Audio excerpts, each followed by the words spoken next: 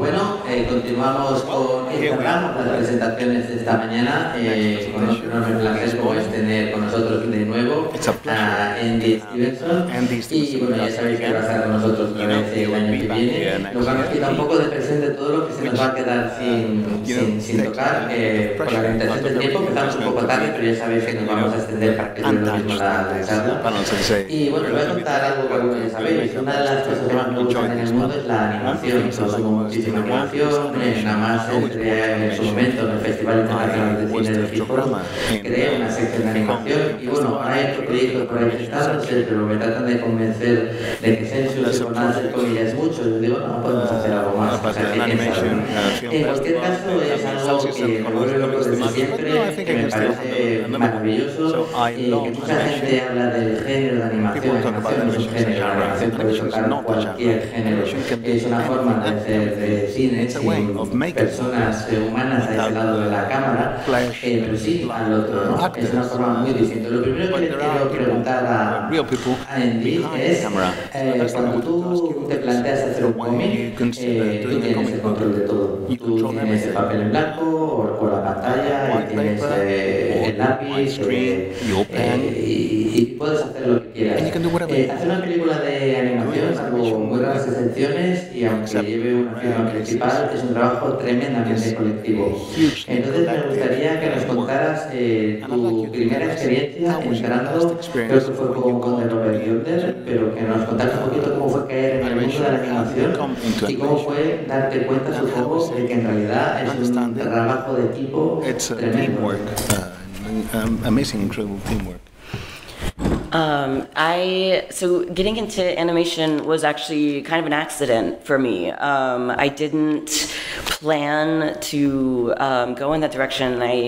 When I was started out writing comics, I thought of myself as an artist first before I was a writer. And so getting hired as a writer in animation was kind of a surprise for me.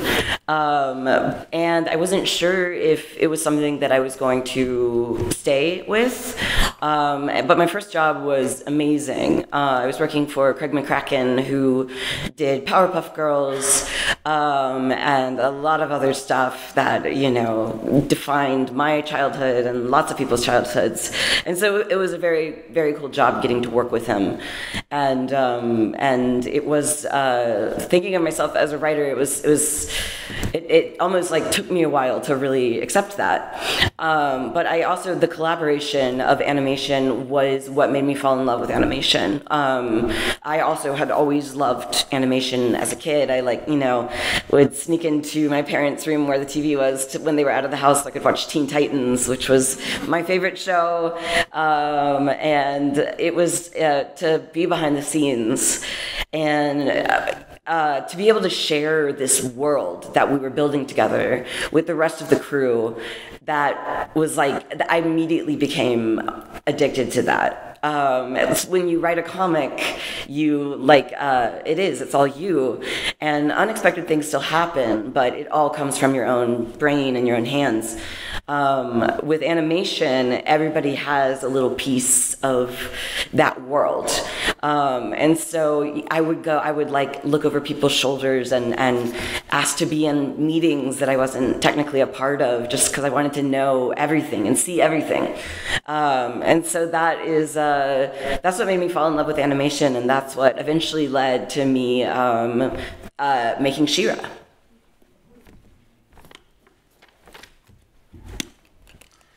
Pues la verdad es que lo de la animación efectivamente para mí fue algo que ocurrió casi por accidente. Siempre me había considerado a mí mismo, antes que nada, dibujante, antes que guionista. Y me sorprendió que me quisieran contratar como guionista de animación. Fue una verdadera sorpresa que les pareciera que mi estilo, escribiendo guiones, era adecuado para la animación. Y el primer trabajo que hice fue con Kirk McCracken, que es el creador de las Supernenas. que definió la infancia de muchísima gente y me moló muchísimo a mí trabajar con él. Yo no me veía a mí mismo como guionista, tardé en aceptarme a mí mismo como tal, pero lo que me gustó de la animación precisamente fue el espíritu colaborativo, el trabajo en equipo, el poder ir descubriendo todos los entresijos de la animación. Siempre me quedaba fascinado por la animación desde que era pequeño. Cuando mis padres se iban de casa, yo me colaba en su habitación y me ponía a ver Teen Titans, porque en la habitación de mis padres era donde estaba la televisión de la casa. Y simplemente me parecía absolutamente fantástico. Así que poder ver cómo era, entre bambalinas, la creación de una serie de animación era fabuloso. Yo podía estar escribiendo guiones distintos y ir añadiendo cuestiones diferentes que luego el resto del equipo tenía que transformar en realidad, y en la interacción la historia iba cambiando, iba creciendo y estábamos creando en equipo todos juntos un mundo del que sentías que tenías un pedazo. Tanto es así que incluso estaba siempre mirando por encima del hombro del resto de los compañeros, pero no en plan de mirarles mal, sino estar curioseando qué es lo que estaban haciendo. Me quedaba en las reuniones, incluso aunque no tuviera que formar parte de ellas. Si era el equipo técnico, yo me quedaba allí echando un ojo, tratando de aprender cómo funciona el mundo de la animación, y eso creo que primero me ayudó mucho y segundo acabó por hacer que me encargaran el proyecto de She-Ra. Y sí, ya vamos a hablar de She-Ra, que es el que estamos esperando muchos. She-Ra como personaje previamente ya tenía una versión, ¿no? Creada a partir de unos juguetes. Creo que empezó en el 85, tuvo cerca de 100 episodios y venía a ser una hermana melliza, literalmente, de He-Man, a la que le pasaba una trama muy parecida e incluso como máximo un poco complementaria. Y a partir de aquí, con este personaje, vamos a coger este espíritu, este universo, y vamos a hacer algo totalmente nuevo. Y esto me parece maravilloso. La primera ejemplo ya viene en el título. La serie original se llamaba She-Ra, la princesa del poder, y aquí estamos hablando de She-Ra y las princesas del poder. Este espíritu colaborativo que tanto te gustaba a ti en la serie, al hacer animación, lo traslada a la obra que haces en animación. Me imagino que esa fue la primera decisión, ¿no? Dotar de un arco más completo de personajes y crear no unas princesas, sino unas princesas. Fantasies of princesses of power, right? So that came from your teamwork as well. Yeah, the show ended up being it was about teamwork, not just in that's what the show was about, but also that was how we worked together to make it. We were a very close crew, and it was a show that was made under a lot of pressure, not just because it's She-Ra, but because we didn't have the biggest budget, we didn't have the longest timeline for making it, and so it was really something, if we were going to pull it off, we had to rely on each other to do it. And so that was something that really brought us together, but that show, like taking it from being, I hadn't watched the show myself, the original show from the 80s growing up, but I loved it when I watched it. It was like I had a lot of love in my heart for that show, and trying to pay that off and take that so that it could appeal to new fans as well, and still make old fans happy. That was really always the line to find and walk. And so taking it from one princess of power to an entire team of princesses who were very powerful, and making it more about the group instead of about the one individual. That was something that was really important for us to do, because it was so personal for us with how the show was being made, because we were so close to each other. So it was important for us to show that aspect of friendship and teamwork and relationships in general, and love in every form. So that was our inspiration behind that aspect of the show. Was that all of it? Yeah. La serie efectivamente es una serie protagonizada por un grupo de personajes, y es una serie en la que sí se refleja el trabajo en equipo que hacíamos, no solo porque haya un elenco amplio, sino porque el equipo que lo hacíamos éramos un equipo que estábamos muy unidos, que trabajábamos de una manera muy cercana entre nosotros. no sé si lo sabéis, pero hubo muchos problemas para hacer She-Ra. No había mucho presupuesto, teníamos unos plazos muy cortos de tiempo para entregarlo, y si queríamos sacar adelante el proyecto teníamos que confiar unos en otros, no había más remedio, teníamos que arrimar todos el hombro y tirar para adelante, y eso es lo que hicimos, y me encantó esa experiencia. La serie original yo no la había visto en los años 80, cuando crecía pues no pude llegar a verla, pero una vez la vi me gustó muchísimo y le tengo mucho cariño a la serie original. La verdad es que ocupa un lugar muy especial en mi corazón. Y lo que quería era devolver la serie a los fans, pero devolverla tanto a los fans nuevos como a los fans de la serie original. Esa es una línea muy delicada que recorrer, es una línea muy fina que tienes que seguir y tienes que hacerlo con mucho cuidado. Y para que salga adelante, para que puedas lograrlo, tienes que confiar en tu equipo. Tienes que saber que es importante confiar en lo que todos estamos haciendo, y que el gran cambio que íbamos a introducir en la serie era pasar de ser una serie centrada en un solo personaje a una centrada en un grupo de personajes. Yo creo que eso indica en gran medida lo personal que la serie era para todos nosotros. Era muy importante reflejar los aspectos de la amistad, del trabajo en equipo, de las relaciones en general, de las relaciones sentimentales, que poder reflejar ese sentido de equipo y ese sentido de diversidad y de ir todos a una. Me gustaría saber si desde el principio siempre ya tuvisteis claro que la serie iba a tener este formato en este número de temporadas más o menos distribuidas así. La primera temporada fue un poco más presentación de cada princesa, casi a un episodio de una princesa, y para mí la serie cuando de verdad coge ritmo es a partir de ahí, ¿no? Cuando cada episodio te va avanzando una trama que se apuntaba antes, pero que realmente va cogiendo velocidad, te va manteniendo enganchado episodio a episodio. Pero me gustaría saber eso, si desde el principio teníais claro cómo iba a ser la serie, o si fue algo que a medida de que la primera temporada funcionó muy bien os permitió esa libertad. So the production of the show was actually pretty unusual in animation. The show had already been greenlit for 26 episodes before I was even hired for the show. They had bought the rights to She-Ra, and they knew, and Netflix had already ordered the first season. So, and then they also knew that they wanted to do 52 episodes total. And so when I was hired, it was my job to pitch that second season. And so when I pitched the show, I'm kind of a wordy person, so my pitch was supposed to be like 20 minutes, and it was like over an hour.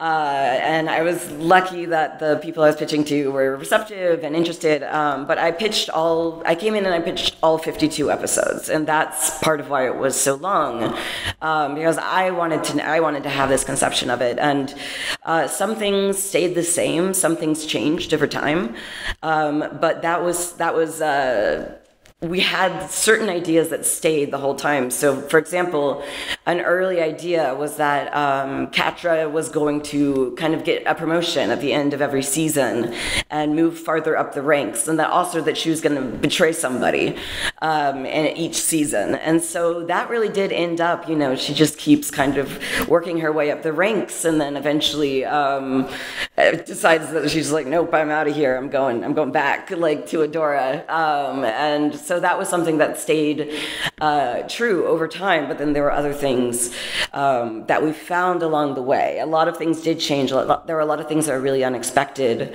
but it was a show that, at the very least, it was very helpful to have those broad strokes figured out from the beginning. And so, yeah, I'm glad they didn't just cut me off after 20 minutes of talking, because, yeah, that would have been embarrassing.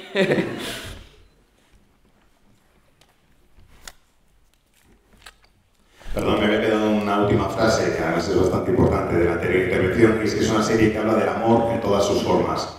En cuanto a la respuesta de Eva, ocurrió una cosa con esta producción que no es nada habitual en el mundo de la animación, y es que ya habían encargado los 26 capítulos de la primera temporada antes siquiera de ofrecérmela.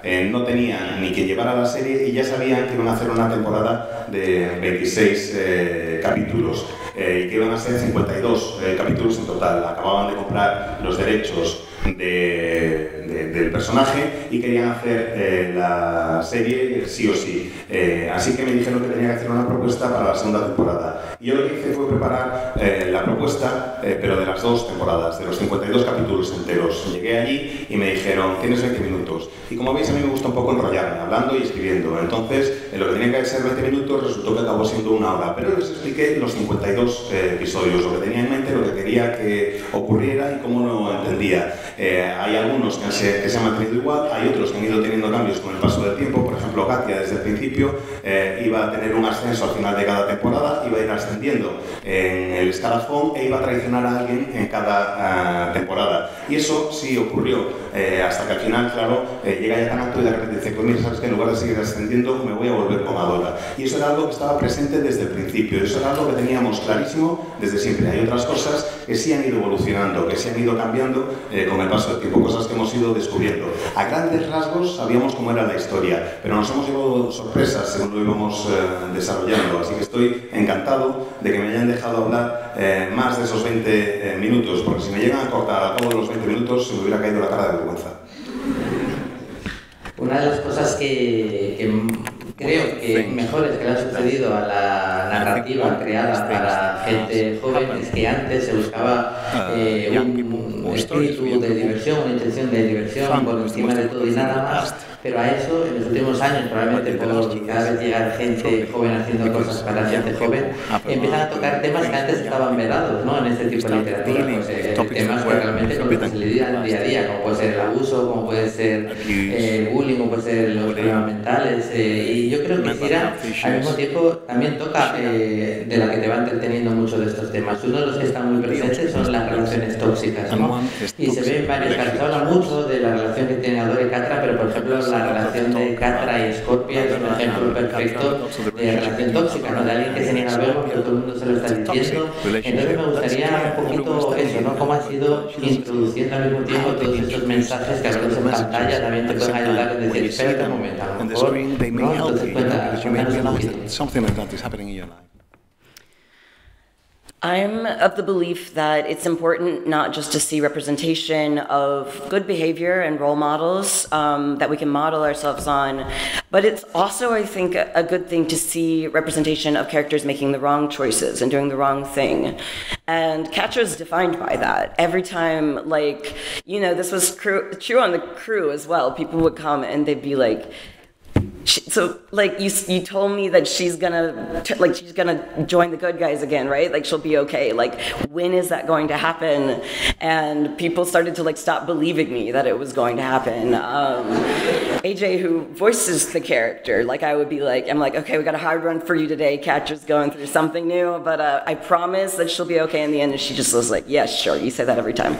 But I think that that's why, like, she was very beloved. Like, she's very beloved among the crew by me. And she's a character who just kind of consistently always makes the wrong choice. And it can be so frustrating because you want to, like, yell at her and just be like, oh my God, you know you don't want this. Why can't you just do the right thing? And that, I think, in its own way can be something that also it tells us how to make decisions ourselves. Like when you see somebody who sometimes we all want to scream, sometimes we are compelled to do things that make us a bad friend or that hurt people. And it's important, I think, to know what the consequences of those wrong decisions are.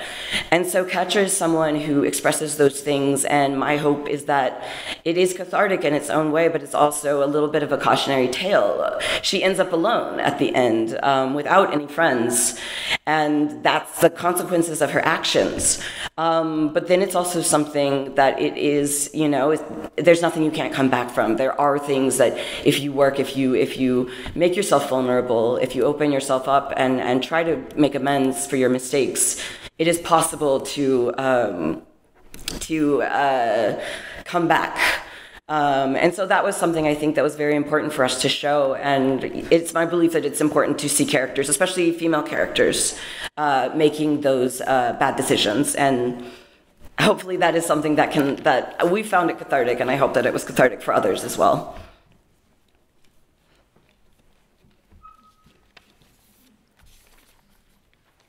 Sorry, that was long.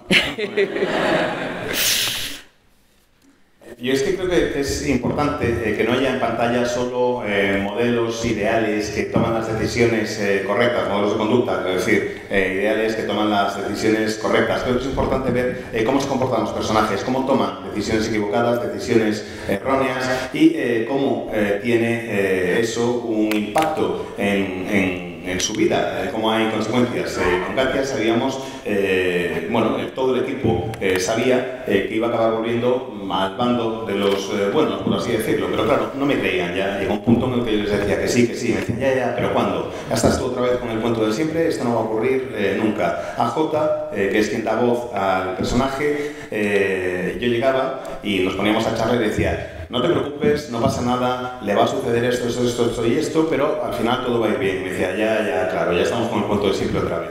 Y eso era lo que le pasaba a buena parte del equipo, y lo que incluso me llegaba a pasar a mí mismo en algunas ocasiones. Veías que en el caso concreto de Katia es el personaje que siempre toma las decisiones equivocadas, siempre toma la decisión que no debería tomar. Y eso es algo que hace que a veces te den ganas de gritarle en pantalla y decirle: ¿pero por qué haces eso? Si sabes que no es lo que quieres, si sabes que no es lo correcto, ¿por qué lo haces? Creo que es importante plantear ese tipo de preguntas en una serie como esta.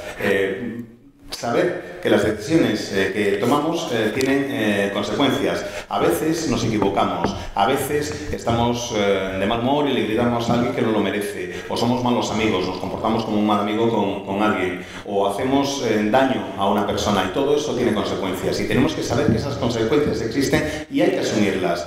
Por eso, por una parte, creo que Katia es un aviso a navegantes de que hay que ser consciente de que las acciones tienen consecuencias, y también de que siempre es posible recuperarse de lo que hayas hecho, que no hay nada de lo que no puedas volver o de lo que no puedas recuperarte. Si te muestras vulnerable, si corriges tus errores, si tratas de enmendar lo que has hecho, debería haber la oportunidad de esa redención, y eso es importante para nosotros. Es importante, era importante para nosotros en el equipo, era importante ver un personaje de estas características, sobre todo un personaje femenino de estas características, porque muchas veces no hay ese tipo de personajes en pantalla, y por eso creo que las decisiones de Katia y su comportamiento pueden servir como aviso, como ejemplo para ella y para otras personas que se encuentren en una situación semejante.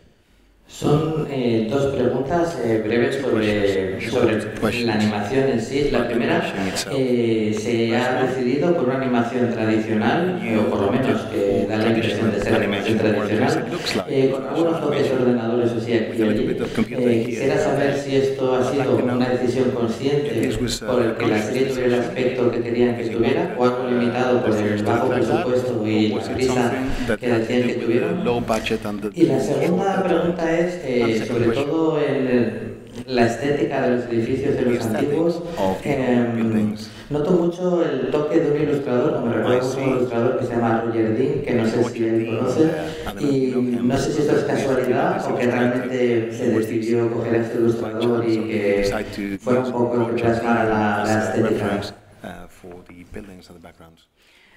What's the illustrator's name? Roger Dean. Oh. All right, wait, hang on. What was the first one again? Why traditional animation? Right. Was it because of the budget and the deadlines, and whether Roger Dean was a source of inspiration for the backgrounds? We had an option of pursuing 3D animation as well. It was something that was done at the studio that I was at DreamWorks, pretty often. But it's also for an epic. There's a fly just flying in my face, just over and over.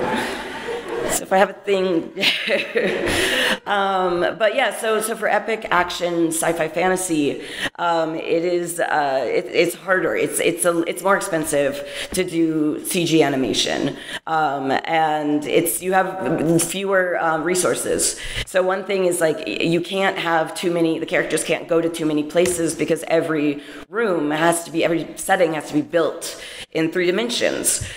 So my friends who were working on shows in 3D were always, they had very limited what they could use. So they would have a set number of characters and a set number of locations, which is true in hand-drawn as well, but less so. You can have just you don't have to design the whole thing if you only see it from one angle. So that was a lot of the reason of just like what was possible with the show, but also I thought it was important because She-Ra was one of the last, shows in the 80s animated in the US before everything kind of moved overseas to be animated in South Korea, in Canada, in France, in Ireland. And so that was, it felt important to stay true to the original and the hand-drawn look of the original. And as for Roger Dean, that was definitely one of my inspirations. So you have a very sharp eye. It was that very epic, the science fiction illustrations of the 70s and 80s that you would see on the cover of a paperback. That's how I wanted the world to feel, but populated by, characters who felt a little newer. But yeah, as a kid, I always loved those covers because you would see, these floating rocks or the sky with like dozens of planets and moons in the sky. And I wanted to capture that feeling of just, it always sparked my imagination to see those illustrations. And I wanted to capture that in the show.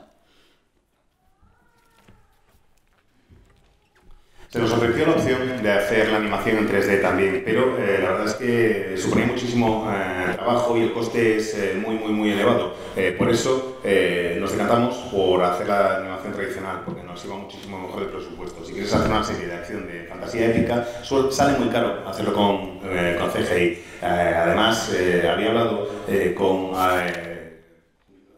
si quieres mover a los personajes, tienes que crear una sala que sea sala tridimensional en cada espacio que ocupa, con lo cual estás bastante limitado, porque cuesta muchísimo tiempo, dinero y esfuerzo crear cada una de esas salas como un espacio tridimensional. De hecho, tengo amigos que trabajan en la animación 3D y siempre me hablan de lo limitados que se encuentran a la hora de crear el número de personajes, a la hora de crear el número de entornos en los que se puede mover y tiene muchísimas limitaciones. Si lo hacíamos todo a mano no habría ese tipo de problemas. Puedes diseñarlo todo como si lo vieras solo desde un ángulo, no es necesario darle volumen, hacer la tridimensionalidad y eso hace que la serie pudiera ser mucho más amplia y transcurrir en muchos sitios distintos. Además hay un guiño también ahí metido y es que She-Ra fue una de las últimas series que se hizo en estudios de animación en Estados Unidos antes de que la animación en mi país se exportara o se trasladara al extranjero. Ahora los estudios trabajan sobre todo desde Corea del Sur, Canadá, Francia, Irlanda. She-Ra fue una de las últimas que se hizo en Estados Unidos y nosotros lo que queríamos era recuperar un poco esos espíritus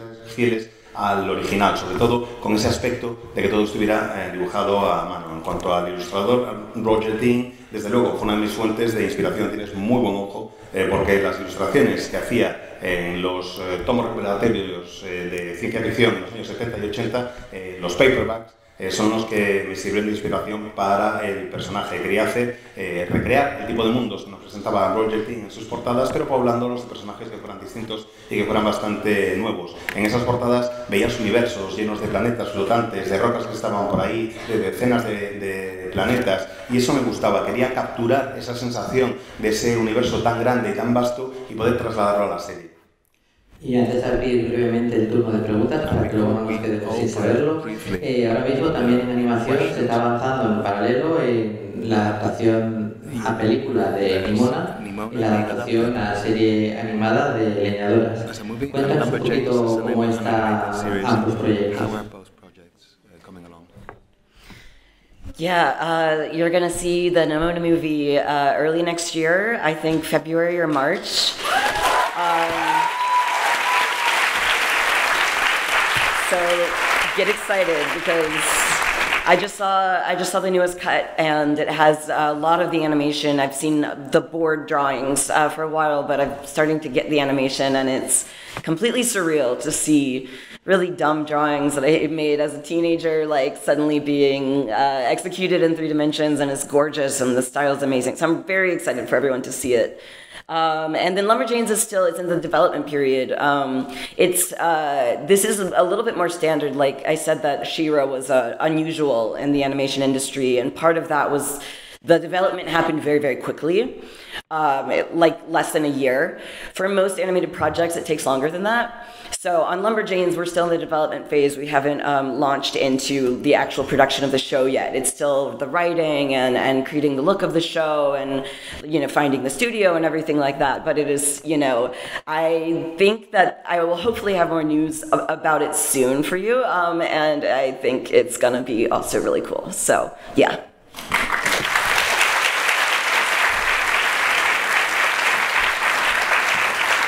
Pues efectivamente Mona se va a convertir en una peli, se va a estrenar en febrero o en marzo del año que viene. He empezado a ver ya parte del montaje, de lo que están haciendo ahora mismo, y hasta ahora había visto simplemente los dibujos del storyboard, y ahora ya empiezan a llegarme cosas animadas y realmente es una experiencia surrealista lo de ver dibujos chungos que hacía de adolescente convertidos ahora en personajes en 3 dimensiones. Y al mismo tiempo es muy emocionante. En cuanto a leñadoras, esta fase de desarrollo, os he dicho antes que She-Ra era una serie poco habitual porque el periodo de desarrollo de producción fue muy rápido para lo que suele ser una serie de animación convencional. Normalmente se tarda mucho más de lo que nosotros tardamos, porque tardamos algo menos de un año en desarrollar la serie.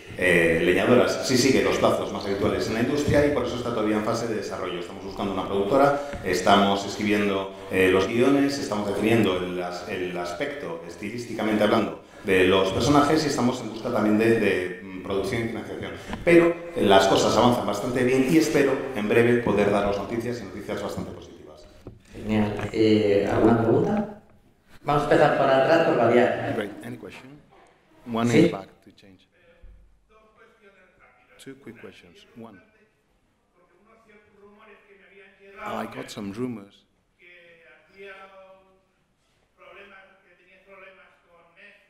that you had trouble with Netflix, that the relationship was not that good for X reasons. Because the series did not have as much advertising as they wanted, the low budget. That on the one hand. Can you confirm that that was the case, that there were issues with Netflix in that regard? And would you be interested to start working for platforms like Amazon Prime? So it's actually, I think something that not that many people know is that I didn't actually work for Netflix. I created She-Ra as the show that you saw on Netflix, but I made it at DreamWorks. So DreamWorks is its own animation studio, and they had a deal with Netflix that Netflix would stream the shows that that DreamWorks was producing.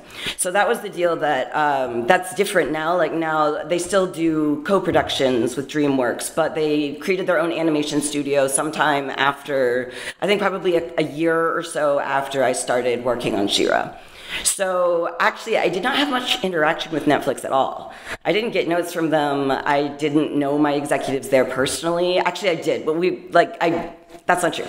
One of my executives was actually a pretty good friend of mine, but I didn't actually have meetings with Netflix at all in any way. So if there's rumors about it being, if there being trouble with Netflix, it's certainly not in any kind of working relationship way. They are pretty mysterious. They guard their algorithm pretty closely. But yeah, so that was my experience with Netflix. For me, it was very positive. And yeah, it's I can't speak anymore to what their reaction towards the show was, because we were in different places. Yeah, hope that answers that. And the Amazon bit, you want to answer? Or, Oh, I mean, yeah.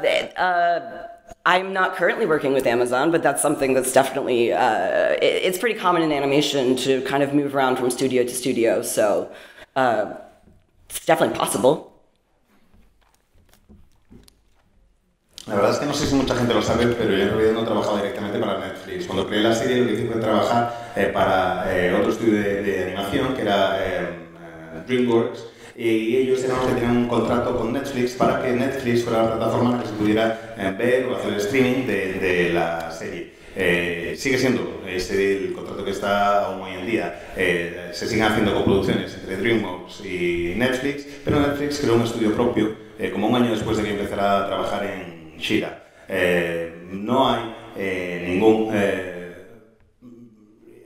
no he recibido ningún tipo de nota, mejor dicho, por parte de Netflix, no me dieron instrucciones ni nada por el estilo, no conocía al ejecutivo que se encargaba de llevar la serie, bueno, en realidad sí, porque somos muy amigos, pero que quiero decir que no había reuniones formales en ese sentido. Sé que ha habido algún tipo de rumores, pero esos rumores tendrán que ver más con Netflix que cualquier otra cosa. No sé exactamente, sí que sé que siempre han sido muy celosos de sus productos, de los algoritmos que utilizan, del modelo de trabajo que están aplicando. Eso es lo único que tengo un poco claro. Y en cuanto a lo de trabajar con Amazon o no, bueno, en el mundo de la animación, de momento no hay nada, pero en el mundo de la animación no es raro que vayas pasando de estudio en estudio, o de productora en productora, o de cadena de streaming en cadena de streaming. Eso es bastante habitual. ¿Otra?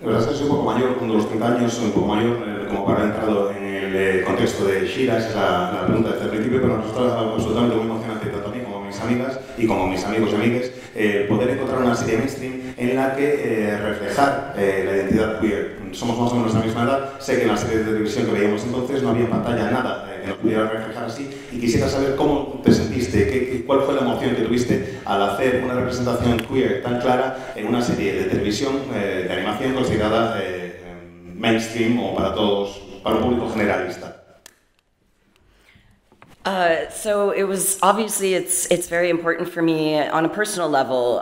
But another thing that I don't know that many people know, when I first got the job, I wasn't out yet as gay, and so it was certainly not like something.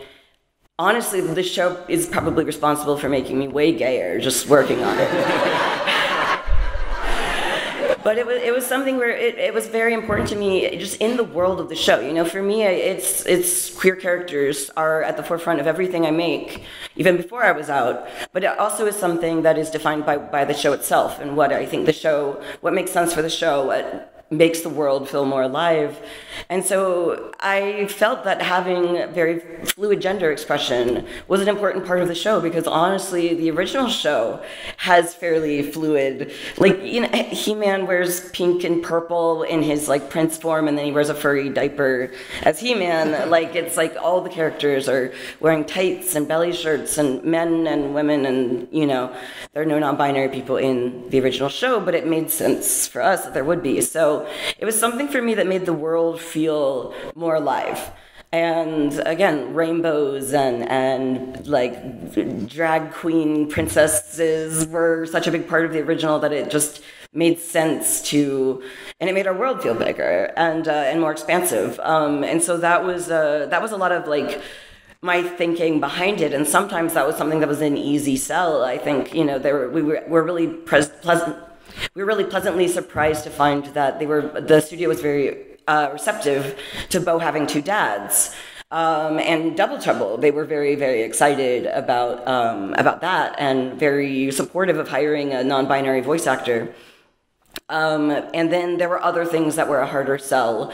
I had to do I got on the phone with a lot of different people for the Adora and Katra relationship, and had to pitch it a bunch of different times to different people, and got a few no's at first, and then, you know, appealed it, and then like the no's turned to yeses, and I still didn't believe it until I was actually watching the final season on Netflix that it would really happen, but it did. So yeah, that was really cool. Yeah.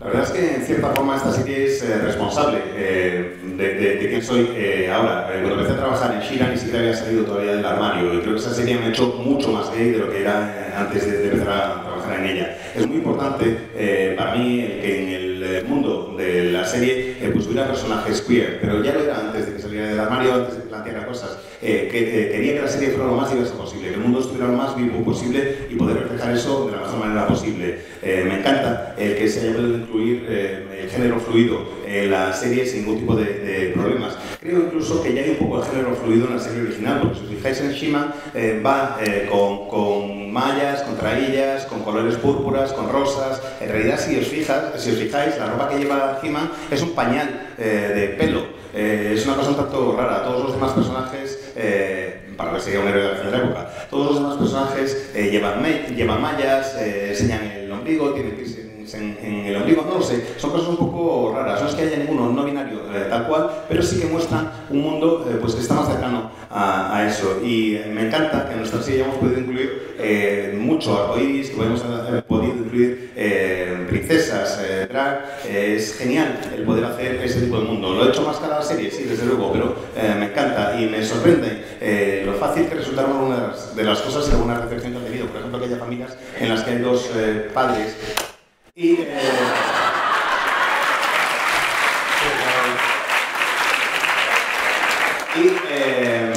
haya podido contratar a una persona no binaria para realizar el doblaje de algunos personajes. La relación entre Adora y Gatia suscitó bastantes respuestas negativas entre algunas personas. Hay gente que no lo aceptaba. Al principio me decían que no, yo recurrí a esa decisión cuando me dijeron que eso no podía ser y los noes se convirtieron en sí y no me lo podía creer. Sinceramente no me podía creer que algo así se pudiera ver en Netflix, pero se vio y se sigue viendo y eso sucedió y me parece una experiencia absolutamente surrealista.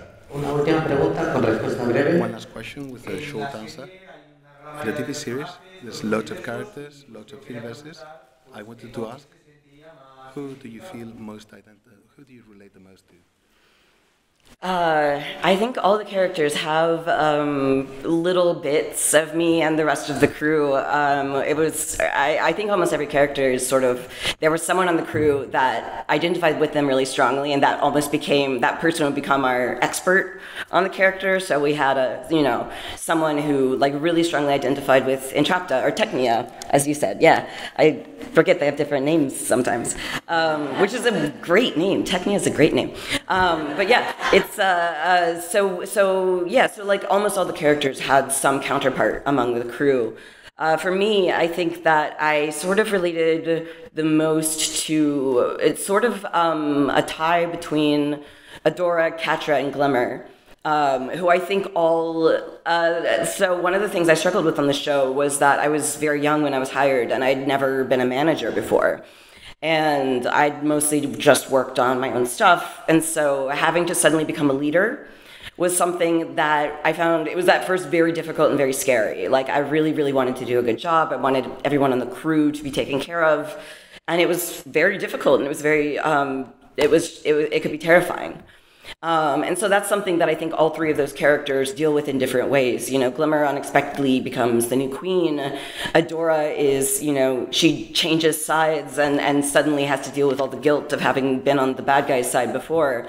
And Catra, has this drive and this ambition, but she also, you see her start to fall apart the higher up the ladder that she moves.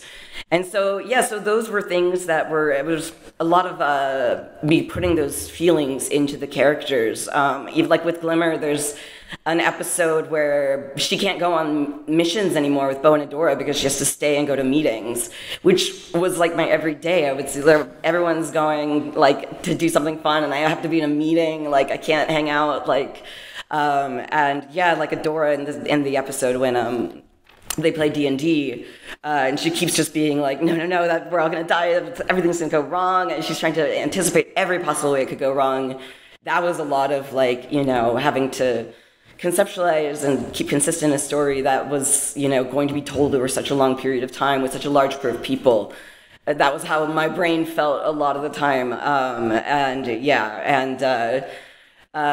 that was just a a lot of those feelings were just poured into the show and were expressed through the characters. So those are the characters I think that I have the strongest connection to. Todos los personajes forman parte de mí, también forman parte del equipo. De hecho, muchas veces teníamos en el equipo gente que se identificaba muchísimo con un solo personaje y se convertía en el auténtico experto del personaje. Por ejemplo, hay alguien que se identificaba muchísimo con Tecnia, que por cierto es como la traducción castellana del nombre del personaje original, pero bueno, cada uno tenía un personaje con el que se identificaba muchísimo en el equipo. En mi caso, cada uno del equipo tenía un personaje con el que se identificaba muchísimo. En mi caso ha sido un empate técnico entre Adora, Gatia y Destello. Cada uno tenía tenía un elemento importante para mí. Yo nunca había sido líder de un equipo, nunca había dirigido un equipo, siempre había trabajado solo, y cuando te conviertes en líder es realmente muy difícil y muy aterrador, porque tienes que cuidar a todo el equipo, tienes que estar seguro de que todo el mundo está bien atendido, que tienen lo que necesitan, y eso queda reflejado en los personajes de distintas maneras. Destello acaba convertida en reina y tiene que asumir toda una serie de responsabilidades. Adora se da cuenta que está del lado de los malos, y cuando cambia de lado y se pasa al lado de los buenos o de las buenas, descubre que tiene una sensación de culpa muy grande por todo lo que ha hecho que estaba mal. Gatia siente un impulso enorme por ser ambiciosa, y cuanto más crece y cuanto más asciende en el organigrama, más se va desmoronando por dentro. Todo eso eran cosas mías que yo iba vertiendo en los personajes.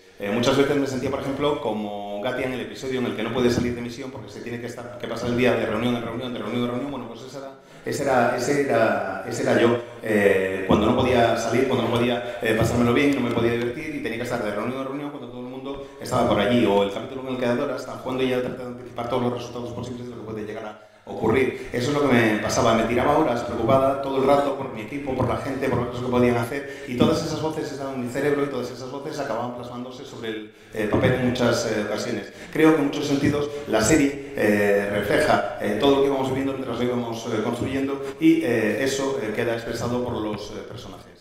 A todo esto hay que sumar que divirtiéndonos mucho con la serie, tanto los cómics que hablamos ayer como Isira y lo que va a venir seguro, que hay grandes amenazas, hay que salvar el mundo un montón de veces. Al mismo tiempo que está pasando eso, a ti lo que te está preocupando a lo mejor es que romperá la amistad de tal, es que eso les pasará tal cosa, alguien hará caso a Scorpia. Y entonces, esto nos demuestra algo que también pasa en la vida, que te puede cambiar lo mismo un acontecimiento muy grande que un acontecimiento que puede parecer muy pequeño. Y también mostrarnos al mismo tiempo que ser diferente es igual. O sea, de hecho, tiene que ser muy aburrido. O sea, ser diferente puede ser incluso deseable.